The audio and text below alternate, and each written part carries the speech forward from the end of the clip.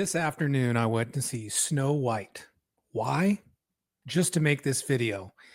And after having years and years, it seems, of just negative publicity and all kinds of talk about this movie, I just had to see it opening day on a work week, on a work day at 2:15 p.m. in Tampa, Florida.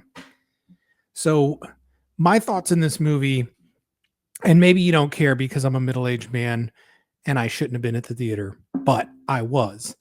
And let me just start with the acting. The acting is like watching a play. And you know what I mean by that. When you go to see a play, the acting's way different than when you're watching a movie. It's a little over the top. And I expected that because this is a musical after all. And finding a great actor that can not only act really well for the camera, but can sing is super hard. So take Rachel Zegler. She can sing. What she can't do is act really well. I mean, it's pretty bad. I mean, her facial expressions throughout the movie don't really match what's going on in the film. And then you have the opposite. You have Gal Gadot. Gal Gadot sings in this movie. I love Gal Gadot. I wish Gal Gadot did not sing in this movie, or ever again for that matter. And it made me wish she hadn't taken the role because now she's attached to this quite frankly, this turd. You have the prince, or sorry, in this version, he's just a thief. Andrew Burnap. And, you know, he's a good mix of acting and singing, probably because that's his background. Broadway, West End, he's a performer. I thought he did really well. I thought Rachel Zegler did really well singing. It's the acting that I didn't like. And it's really a struggle to get in this movie based on a character that can't really act. The other thing that I noticed in the movie, and there's no way around it, the CGI is pretty all over the place, and it's pretty terrible. There is no way to get away from CGI in this movie. It feels like this makes Wicked look like it was shot on location, because I think many of the sets in Wicked look like they were built and then CGI added around it. Whereas this movie looks like they're in a studio and it's just CGI. This movie felt like an updated version of a Roger Rabbit. And it seemed like everything except the humans, everything in the movie was CGI. The physical sets seemed super cheap. There's a scene where Snow White frees the thief and she's singing by this castle gate. Now, it's a wooden gate with supposedly metal bars, but you could tell they're just painted wood. They literally have wood fibers in them, and they're sloppily painted silver. The dwarves are really the worst part.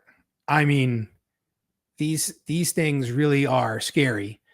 They look like they look like CGI from a 2005 CW show. They look worse than cartoons, and it's hard to pretend they're photorealistic when they just don't look it. What I can say about the dwarves is there is a scene where one of the bandits, who is a true little person, is sitting next to Rachel Zegler, and she is so tiny that I think the little person is the same size as her. So I could see why they didn't use real actors, because they had to make people even smaller. The biggest thing is the mindset of this movie, and you could see the changes from the 1937 movie. The mindset of this thing is set for a modern audience. Snow White gets to the dwarves' house in the 1937 version, and she says something to the effect of, "Hey, I'll clean up this place and they'll let me stay." You know, like she's trying to find a way to make herself useful to the household. And she's going to bring something they're not doing. They're out working all day and they're seven little slobs is what they really are. She cleans up, singing and having a good time. And she, just happy to not be murdered in the forest. In this version, she walks right in. She goes straight to bed.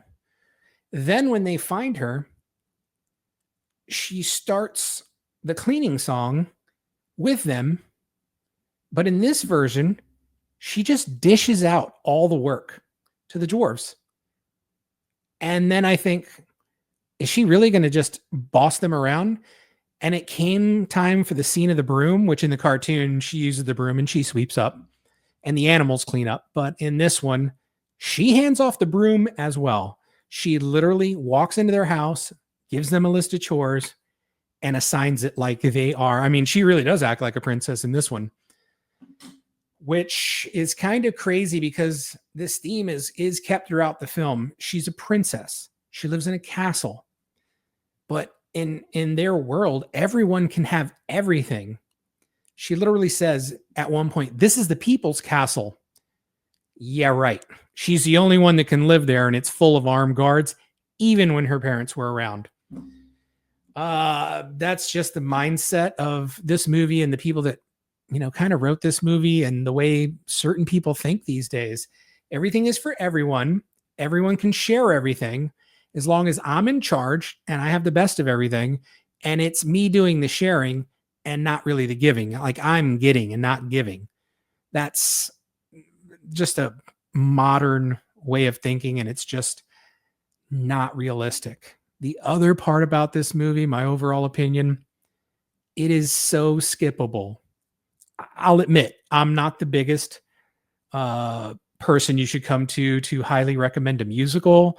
I'm not the person you should recommend a children's cartoon. You can take my recommendation from children's cartoons, but I'll say I've watched Wicked and the movie's pretty good. Like it's entertaining, enjoyable. It is what it is, but it's a good version of what it is. Like, I know people that don't like sci-fi, but Dune's a good sci-fi movie, even if you don't like it. So I can see where they're coming from. I'm not really the baseline for this, but even if you like musicals, there's nothing in this movie.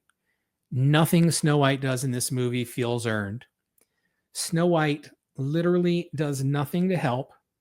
And when people help her, she brings it back on how great she is.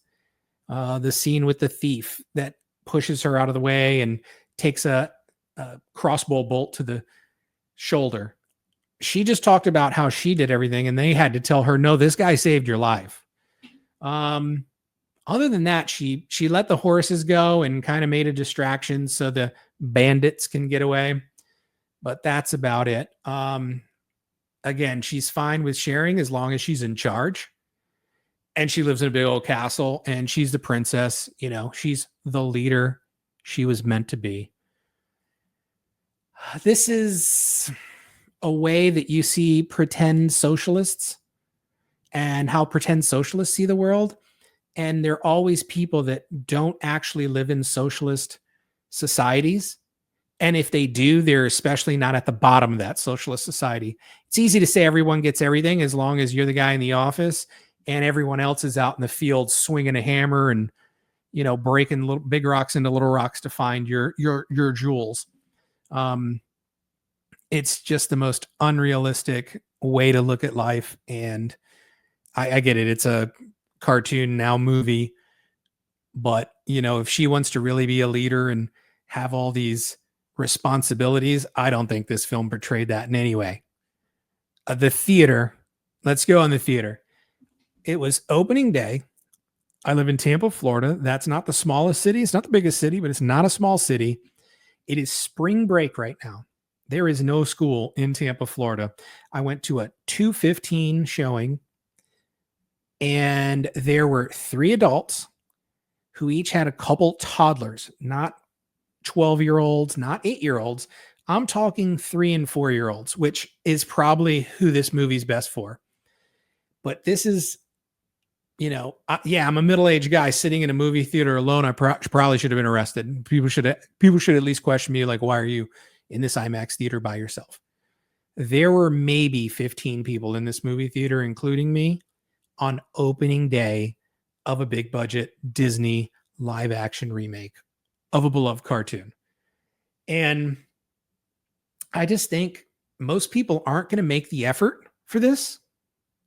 And I don't think anyone's word of mouth is going to say, yeah, no, it's worth the effort. Get off your butt. Get into the theater, pay $15 a person, add another $50 for, snacks and drinks, and go see this movie. I don't see why anyone would do it, because there is no way this movie is not streaming on Disney Plus by May 13th. There's no way. I was in the one of the best theaters in Tampa, IMAX, and it was not even close to being sold out. So the other thing is, you're going to go through all that effort to go in there, and you're going to go watch it on a 90-foot screen with bad CGI. The CGI might actually look better on your 65-inch screen at home. And I think that's probably what you should wait for. If you already got Hulu, Disney Plus, or whatever you're streaming this on, this movie within 6 weeks will be streaming on Disney Plus. The other thing, and I tried to go into this movie, I tried to be fair. Rachel Zegler has made herself very unlikable in public, the actual human being, the actress.